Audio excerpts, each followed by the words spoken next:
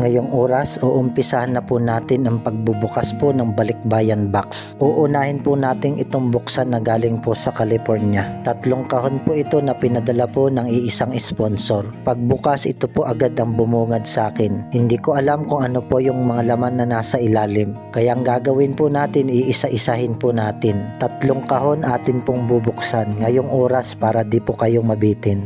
Panoorin niyo po ang video at huwag niyong pong palalampasin.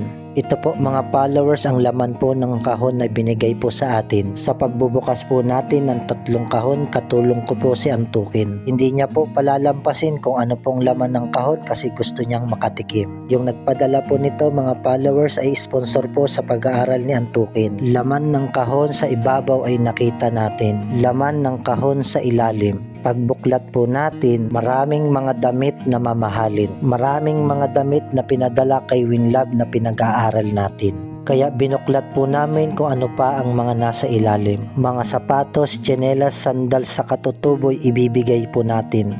2 kahon na susunod buksan na po natin. 3 kahon na binigay po sa atin ay bubuksan na po natin.